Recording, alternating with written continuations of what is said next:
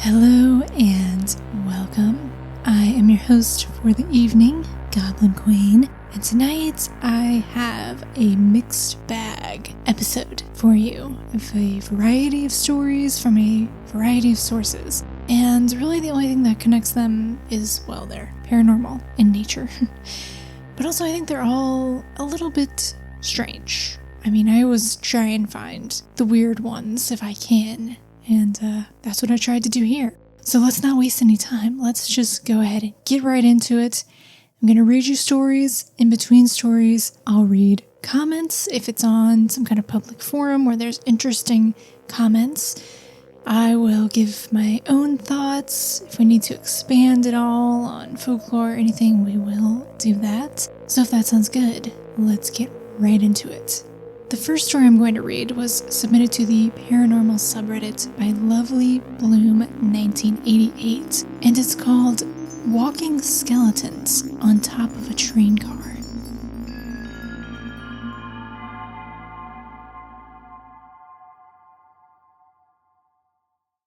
When I was 6 or 7, we moved out to a ranch on the countryside of Laredo, Texas. Most houses were isolated and surrounded by woods.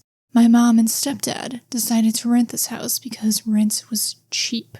Only $350 a month. No indoor plumbing or central air. A lot of low-income families lived out there. There was a family that lived next to us, a family of 6 kids, all girls and 2 adults. They were also low income and often didn't have much to eat. My mom would often help them out with food, and in return, the kids would come over and help my mom clean the house. One day they came over and ate dinner with us, helped my mom clean, and me and the youngest girl, that was about my age, fell asleep on my bed. After a while, my mom woke us up because it was getting late and she needed to go home. Her sisters had left her behind because they didn't want to wake her. It was a good walk to her home. There was a dirt road leading to our house to get to hers. My mom was going to send my brothers to walk her home, but I butted in and said, "Please, can I walk her?" As we were friends, my mom said yes. So I then walked her to the gate, we parted, and I started on my way home. When, out of nowhere, she comes running behind me, crying, throws herself at me, and pulls me down by the shoulders. I ask her, "What's wrong? What happened?" She points up and says, "Look up there, look." She was pointing up at the top of some abandoned train cars, and what I saw to this day, I cannot explain. There were 3 skeletons walking back and forth. One was laying on its side, and it had clothes on too, a tank top and shorts. The other 2 were standing up, just walking back and forth behind that one, stopping and waving hi at us. We looked at each other and ran to my house. I quickly told my mom what we saw. My mom and 2 brothers, plus us, went back to look, and they were still there, waving hi at us. We threw rocks at them, but the rocks didn't faze them, just like went through them. Either that or we were bad at aiming. After a while, we went home and never saw them again. To this day, I can't seem to understand or be able to explain how those skeletons were moving. Some will probably say we were hallucinating, but how can 5 people see the same thing? Some have said that it was Halloween props, but no, it was the 90s, and I have never seen Halloween props that moved that well during that time. The technology wasn't real yet for that kind of movement. Halloween props like that cost a lot of money, and that family couldn't even afford to eat. We were in dirt poor country.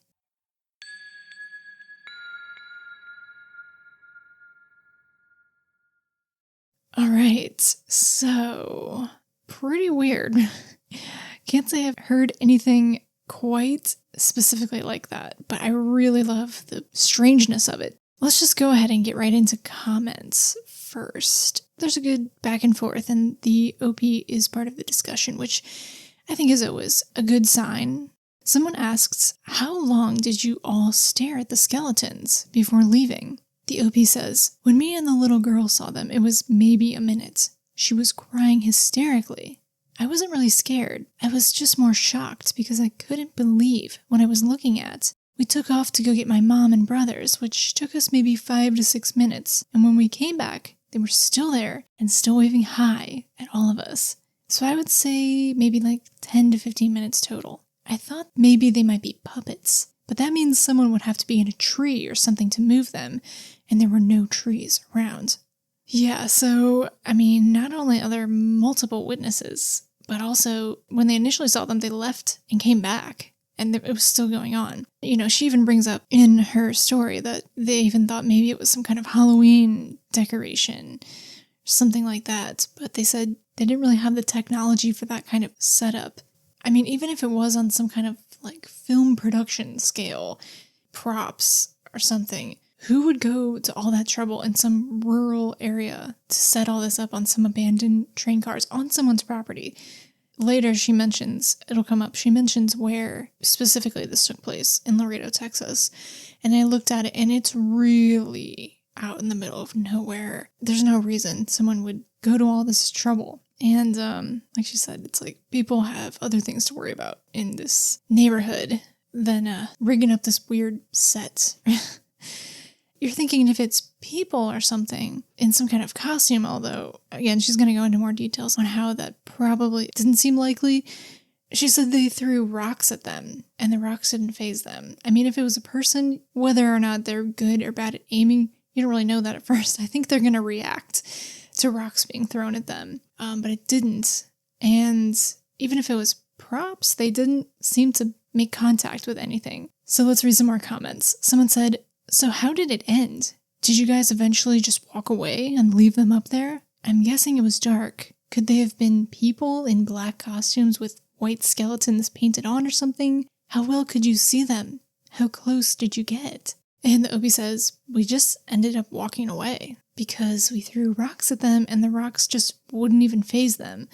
It's like the rocks would just go through them. No, it wasn't dark at all. It was plain daylight out when we saw them. It was getting later in the day, but we could clearly tell it wasn't humans. Like you could see the rib bones and leg bones, the arm bones, the skull, everything.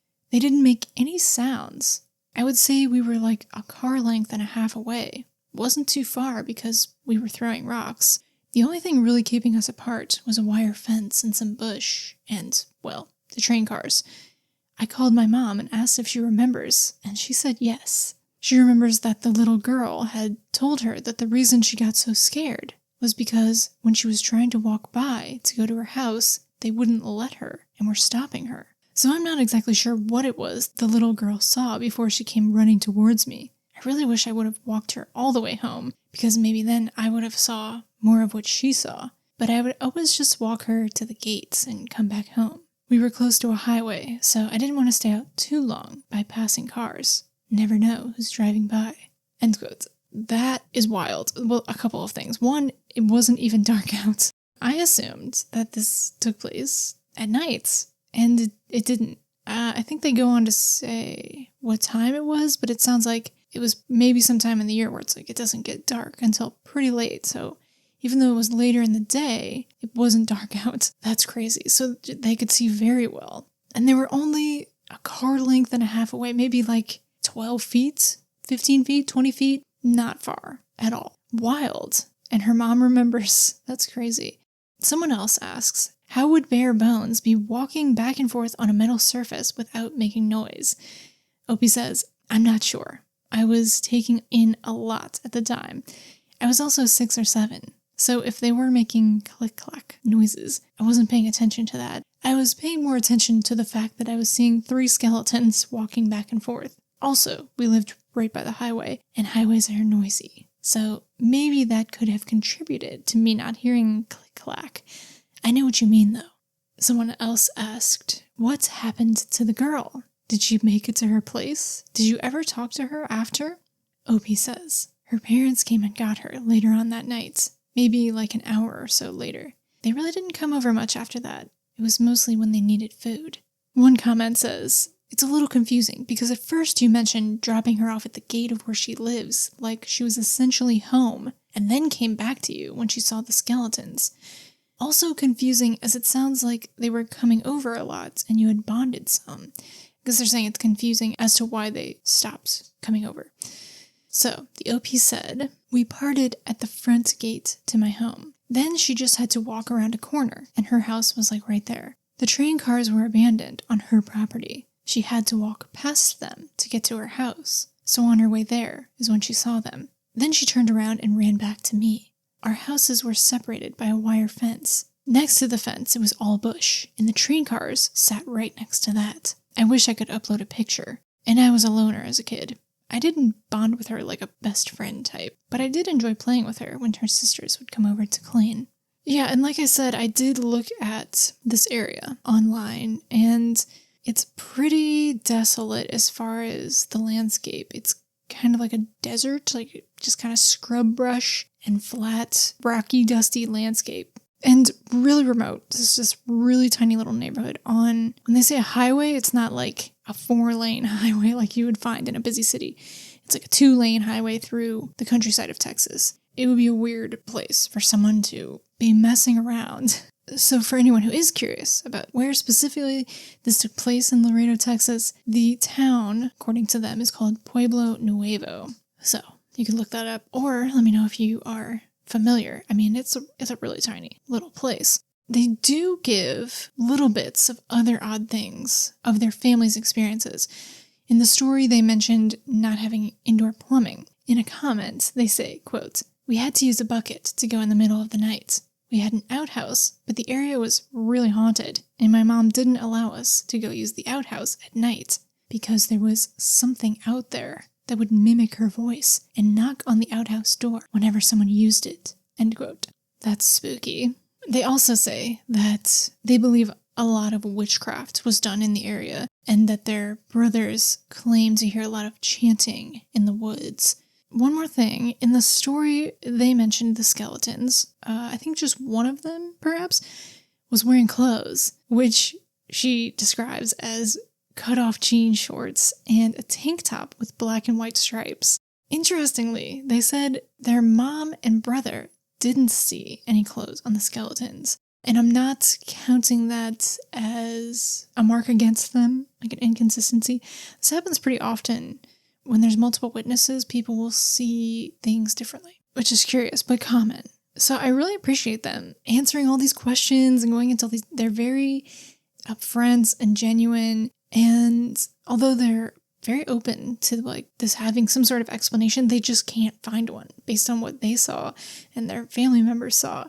So fascinating that it was broad daylight, there was adults present, and there was interaction, throwing rocks, and they couldn't figure out what it was. Very strange, but I really, really enjoyed that story.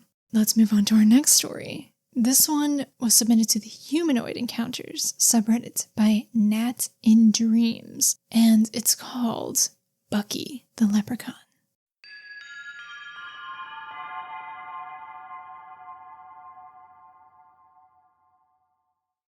I started to think about this one experience I had when I was younger, and now I can't get it out of my head.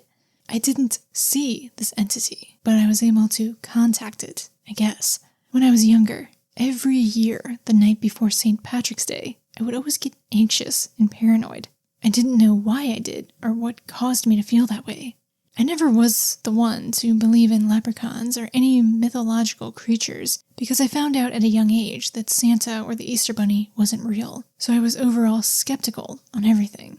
The day before St. Patrick's Day, my friend was talking about how she was going to write questions for the leprechauns to answer, and she encouraged my other friend and I to as well. And the next day, we can show each other our answers from a leprechaun. I thought it was absolutely silly and told her that it'll probably be her mom or dad filling out the questions and pretending to be the leprechaun. She refused to listen to what I said and kept begging me to do it with her. I told her, fine, I will. And that night, I wrote down some questions for the leprechaun to answer and left a pen for them to write. My friend instructed me to set out snacks and a drink for the leprechaun. So I placed leftover cookies that my mom had made the other night, and I had no milk, so I put a glass of water out. In the back of my mind, this was all just a waste of time, but I also wanted to prove to my friend that they weren't real. That night, I woke up to something touching me, and I started to get anxious and paranoid. My back was facing where I placed the paper of questions and the food, but I was too afraid to turn my head to look. I finally turned my head to see, and there was nothing written on it yet, and then I went back to sleep. I woke up the next day and went to see if there was anything written. I was shocked, and I couldn't move. The cookies were gone. The water was spilled over, and some of it got on the paper, and there were answers. These are the following answers and questions I asked. Question 1. What is your name? Answer. Bucky. Question 2. What is your favorite color? Answer. Green. Question 3. How old are you? Answer. 106 years old. Question 4. Did you like the cookies? Answer. No. Question 5. How tall are you? Answer. 19 centimeters. Question 6. What is your favorite holiday? Answer. Christmas. Question 7. What color is your hair? Answer. Red. The handwriting was so perfect, it looked like it was printed on. I know it wasn't from my mom because she only writes in cursive and her normal handwriting is really sloppy. And my dad would never do anything like this because he isn't the type to be fun and he doesn't celebrate any holidays. And I don't think any of them would take the time to write out every letter perfectly like it was printed. To this day, I have no idea who or what wrote this, and I'm wondering if any of you have an idea what it must have been.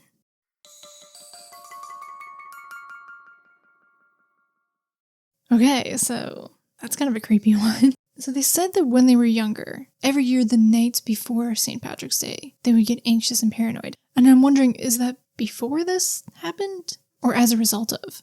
As a result of makes sense, but I wonder why they would have been before. It seems like before this happened, the way they put it in. I don't know.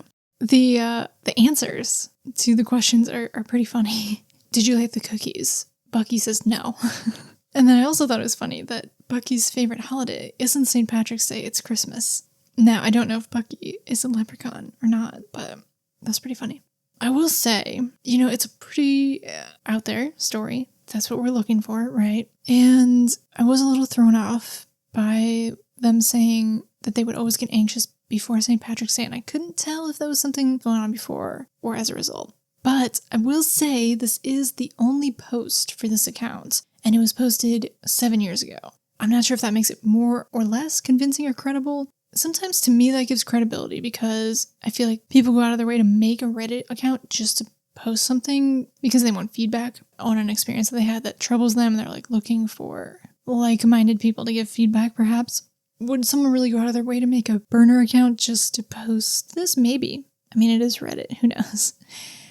I picked one and I almost read it. And then when I looked at the person's accounts, I saw that they had also posted a different story on no sleep. And I really liked the story that I read of theirs.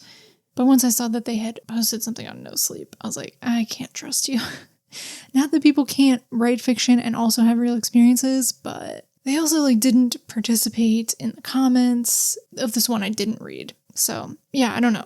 For now, it seems like they only made this account to post this, which usually gives credibility to me, but let me know what you think. And they do participate in the comments, which again, I think helps their case, because they're not afraid to answer questions, and also want to engage. Speaking of the comments, people in the comments ask if they still have the letter, to which they reply that they don't, and they think their mom threw it away. Which, if true, isn't that surprising. As an adult, it may seem like an obvious thing to keep as evidence for such an unusual event, but you can't expect a child to hang on to something like that. And if their mom threw it away, then it doesn't really seem like she made it, because you'd think she'd want to keep that and be like, remember this? I don't know. Clearly it wasn't very important if their mom threw it away too. Who knows? So to people in the comments, they're like, well, I don't believe you now, because why wouldn't you have the letter? If you don't have the letter, then I can't believe you. And I don't know if that's totally fair. I understand wanting to see it, and it would help if they did have it. But then someone also makes the point that even if they did have it, it wouldn't matter. People still wouldn't believe them, probably. So, they do present it in a fairly genuine way, I think. Either way, it's a good story. I like it. And the funny little answers of Bucky. Okay, next we are going to go on over to the Fairy Census. And we're going back to Texas. This story took place sometime in the years between 2000 and 2010, when the witness was under the age of 10 years old. The time was between midnight and 3 a.m.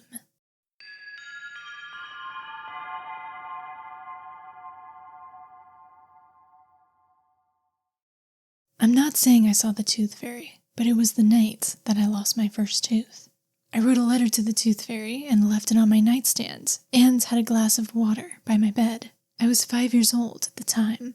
I woke up in the middle of the night because I heard the glass of water hit the floor. I opened my eyes, and I saw a very small light moving slowly across the room, probably 5 feet up in the air.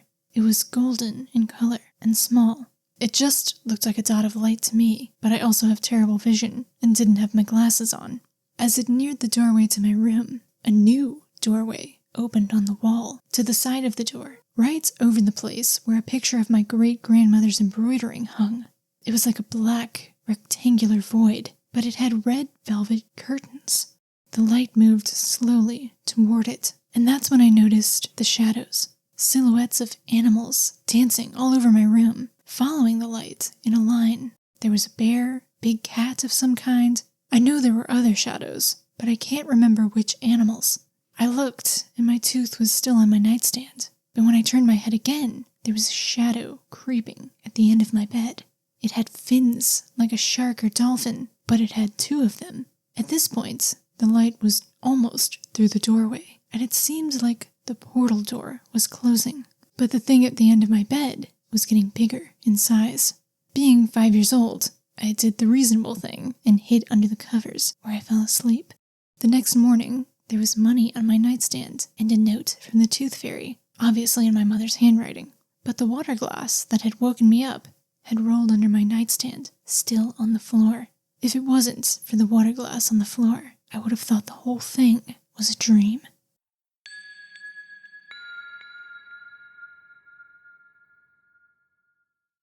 Okay, so I didn't even realize until I started reading the story, I didn't mean to put these back to back, that this also is about writing a letter to this kind of holiday fairy, much like a leprechaun. Yeah, this also involves a letter and a glass of water. It was not planned. Interesting. So they also spilled the water.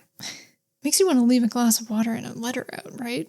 This time they totally knocked the water over. They don't say where the letter was, if it was on their nightstand or something, because you would wonder if maybe, I don't know, their little 5-year-old arm was flailing in their sleep and they knocked the water over. Another thing I kind of highlighted is, so they see this golden ball of light moving across the room. They said it just looked like a dot of light to me, but I have terrible vision and didn't have my glasses on. I kind of highlighted that because I'm like, well, you say you have bad vision, but then you go on to describe all these other things you saw. So does it call into question what they saw and how they could see it? Maybe, but I don't know what their level of blindness is or poor vision is, and I don't have glasses, so I also don't really have an understanding of that concept either. And also, a lot of times, these types of experiences aren't actually seen with your physical eyes. It's like a third eye sighting. Anyway, they see this rectangular, lightless void doorway open next to the door to their room, and it had red velvet curtains, which I can't really see red velvet curtains and not think of Twin Peaks. But interesting detail, the red velvet curtains. And the light is moving towards it, and then maybe it throws up these shadows, I don't know, and then they see these shadows of dancing animals. It makes me think of like circus, until a very creepy, shark-like shadow is swimming, moving up towards them over their bed, or at the end of their bed as the door is closing. Very creepy experience. And just weird that, yeah, it happened on this night where they lost their first tooth and left a note and a glass of water for the tooth fairy. Here are some additional notes from the witness. Quote, "The fairy didn't seem interested in me at all. Only the shadow at the end of my bed was. The fairy looked like a small speck of golden light." And often people will identify balls of light as fairies. There's a lot of accounts in the Fairy Census of balls of light. And one of the questions on the Fairy Census is, why did you think that this was a fairy and not a ghost or an alien or something else? And the witness says, quote, "Mainly because it happened on the night I lost my first tooth. But the fairy didn't take the tooth. I always thought it was just paying me a visit. I felt calm when I looked at the light, but the shadows scared me. This experience left me obsessed with fairies through the rest of my childhood, but I never had an experience like that afterwards. I've read a lot of lore and mythology about fairies. In my opinion, they are magical beings that can't be seen unless they want to. The animal shadows I saw that night haunt my dreams to this day. I don't know if the shadows were fairies, but I only got the sense that the one at the end of my bed was evil, not the bear or the big cat. I thought the bear was funny. He was walking on his hind legs and waving his arms like he was dancing. The one at the end of my bed seemed cold and dark. End quote. So yeah, there's like this circus animal element to them. And yeah, so the fairy was flying into the portal. Did they come out of the portal? Interesting, there's a doorway right next to the portal, or the void, the curtained void. But the fairy, seemingly, needed to exit through this void. To me, what was really interested me about that story was the red curtained void. But really, how it all comes together, all these elements together, are quite fascinating. The fact that they had just lost their first tooth, and they left this letter out to the tooth fairy, and water, that they woke to the water falling. They saw this golden light, this void doorway with red velvet curtains opening in the wall, and then these shadowy dancing animals, and then this scary animal. Just all of it together. It's very surreal. I really like that story. So many good gems from the Fairy Census. Okay, now we're going to move to the website Your Ghost Stories. This is another forum type website where people submit their paranormal experiences. This one took place in Canada and was submitted by Schuster84. It's called The Cartoon Clown.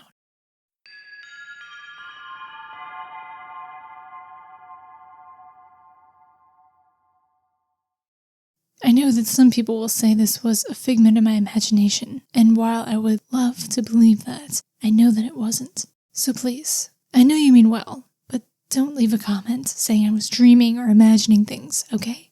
Thanks. To start with a little background, I was 5 years old at the time this occurred, living with my mom in an apartment. My parents had recently separated. That day, I was at home sick. I had a terribly sore throat and could barely speak. I had cream of tomato soup and a toasted bologna sandwich for lunch and could not finish the sandwich as the toast was too hard and hurt my throat. The point of me telling you this is so that you know that I remember the details of the day leading up to my experience. I spent the day with my mom and cuddled with her while we watched Young and the Restless. In the middle of the night, I was woken up by the sound of the chain coming off the door and the deadbolt unlocking.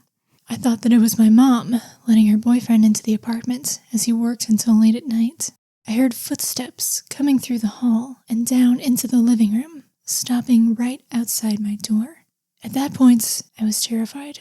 I didn't hear my mom talking to her boyfriend or hear him say anything at all, and it was completely silent. The wooden slats in my door shifted and opened, and I saw a 6-foot cartoon clown standing outside the door, looking in at me. I know it might sound funny that it was a cartoon, but I guarantee you that it was terrifying. It opened the door and came into my room. It walked over to be standing above me in my bed. I was trying to scream, but because my throat was so sore, I couldn't make any noise. It had a teapot or something in its hand and was holding it over me and was starting to pour something onto me. I started thrashing around in my bed, trying to make it go away. It worked. It was like I hit rewind on a video. A slow rewind, but a rewind nonetheless. The clown backed out of my room, closed the door. The slats closed again. I heard the footsteps retreating through the apartment. The door opened and closed, and the deadbolt and chain went back on the door. I tried calling my mom, but my voice still wasn't working. I finally got up the courage to go and get my mom, and she came and slept with me. She didn't believe me, and her, along with the rest of my family, laughs hysterically and brings up my little story. I know more than anyone how ridiculous it sounds to have a cartoon clown torment you. I also know that most of you will not believe me and say that because I was a child that I was just imagining things, but I wasn't. I know what I saw, and it was terrifying. First, we'll address their disclaimer of saying, please don't leave a comment saying I was dreaming or imagining things, so I won't make any comments saying they were dreaming or imagining things. I try not to anyway, because anyone who's had this type of experience just hates hearing that, right? And they're not the only person who's had this type of experience.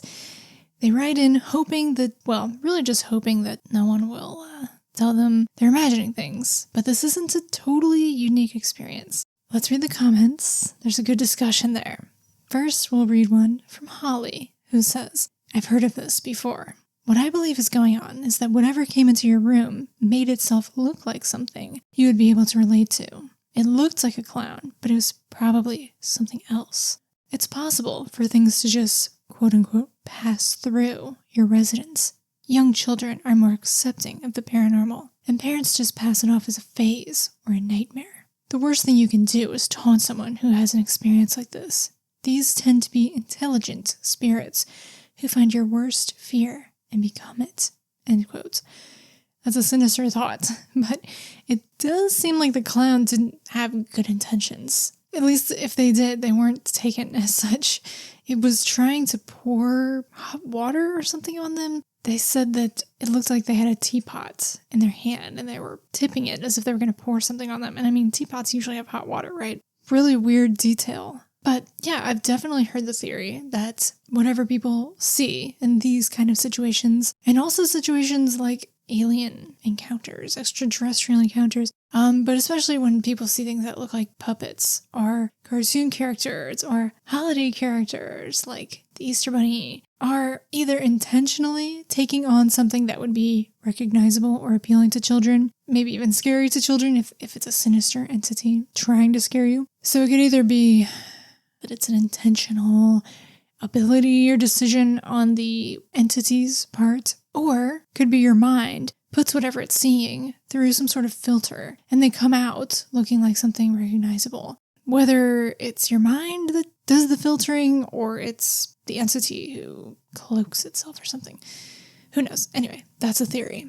Let's go ahead and read more comments. This one's from Bad Juju. Quotes, I really think these are the worst type of experiences. The ones you know happens, but are so completely absurd, no one believes it. I agree with Holly that some beings pick out images that are frightening, or otherwise will elicit a strong emotional response.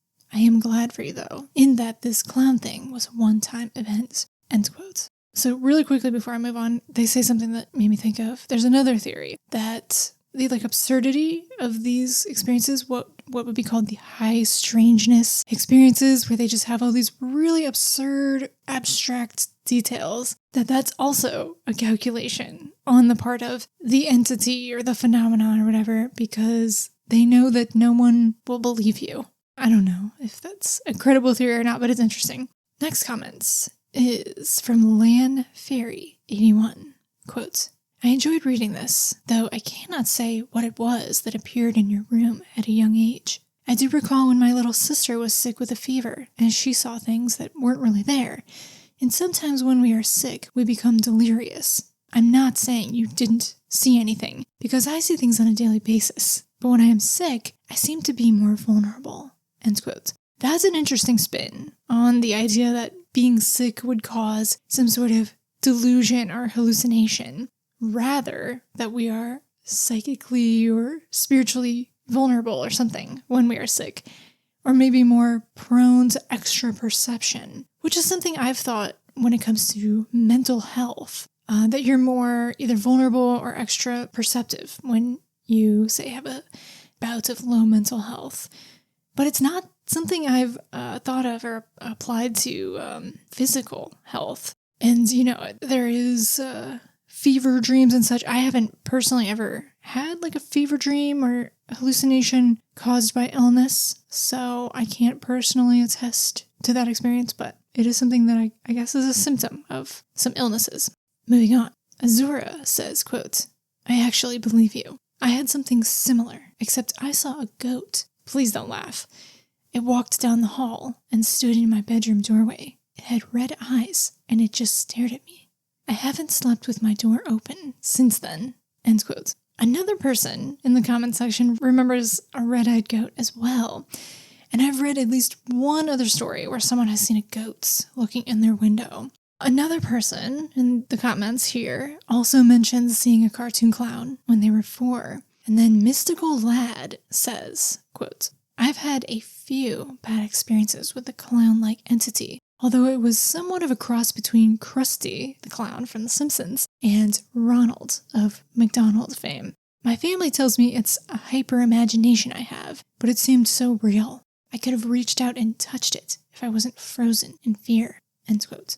H2O Lily says, quote, "My old boss, Tony, remembered standing up in his crib and seeing a horse walk up and stand in the doorway of his bedroom. He was very young, of course, but the event was startling enough for him to recollect it very clearly, and even at that age, he understood that this was something very unusual. He said the horse was upright on its 2 hind legs and crossed its front legs across its chest, watching him for quite a while. He was a serious and steady character. No staff poked fun when he shared." End quote. That always makes an impact, right? When you hear someone share an unexplainable or strange event and they are someone who doesn't mess around and is very genuine. I know someone like that who has a good paranormal story that I was kind of secondhand. I was there for, but I didn't see it. He was one of those people where it's like, I don't believe in ghosts, but I just saw a ghost. That always makes an impact on you, right? Okay, next comment from Helper12 says, quote, "During childhood, I was haunted by something or several things that looked like a cartoon or something 3D merging with reality. I know how bloody terrifying it is. I could not even scream. I don't know why it is so terrifying when you see something cartoon or 3D-like merge with reality. Glad I know I'm not alone." End quote. So I don't really know exactly what they mean by something 3D merging with reality, because general reality would be considered 3D. But I understand that what was conveyed in Schuster's story resonated with them, and that they too found it to be a terrifying experience and found validation in reading this account. So that came across and is important, even if I don't understand exactly what they're describing. Finally, Schuster, the OP, says, quote, "Thank you so much for believing me. I was super apprehensive about putting this up. Like I had mentioned, I was the butt of many jokes because of it. It makes me feel a lot better that other people have experienced this type of thing as well. I would never laugh at anyone for seeing something, especially a goat. But yeah, I never encountered it again. I did have problems with a demonic entity. I think it was anyways. I don't know if the two are related or interconnected, as this demonic type force has been on and off since I was in kindergarten. Anyways, thank you so much for the comments and believing me. I was worried to come and read them and have people say I made this up. P.S. Pennywise, the clown, didn't scare me, but as a result of this clown thing, I am terrified of masks. I hate when I can't see someone's face, so I don't know what they're thinking or can't get a vibe off of them. Well, not a good one, anyways." End quote. So they're not scared of clowns, but they are scared of masks, and that's very reasonable. I think, honestly, there's something kind of primal in the human brain to be unsettled by masks, exactly for the reason they said you can't see someone's facial expressions. We read facial expressions to know people's intent, right? And that goes back to before there was language, other animals read facial expressions. So when we can't, I think it does just set off alarm bells. So I wonder if that means then that they feel like they were wearing a clown mask. They didn't specify that. But also, I mean, clowns, even if they're not wearing a mask, they have a painted expression on, right? And you're not getting their real expression. So it's a mask in a way.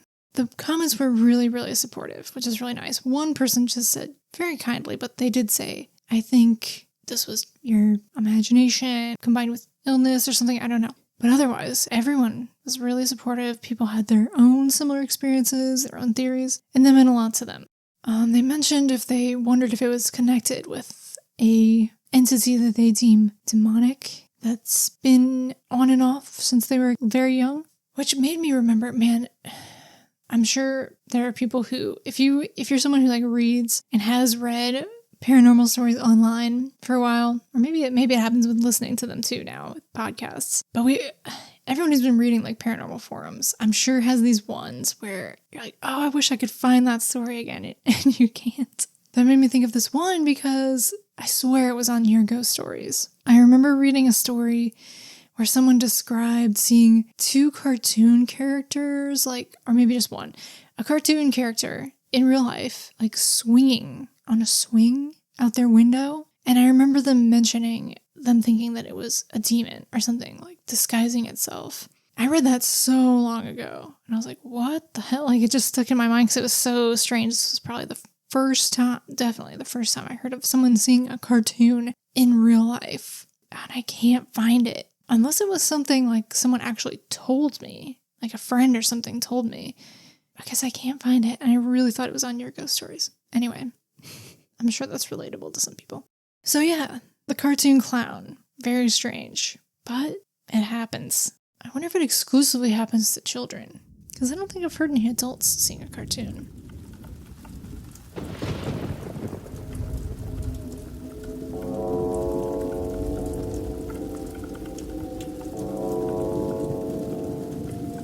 Well, that's all we're going to have time for tonight. I actually ran out of time. I was going to read one more story, but I also wanted to get this out for a little Halloween treat. And if I was going to do that last story, I would not have made it to release this during the week of Halloween. So we'll save that one for next time. It's a good one, and there's lots of comments with similar stories.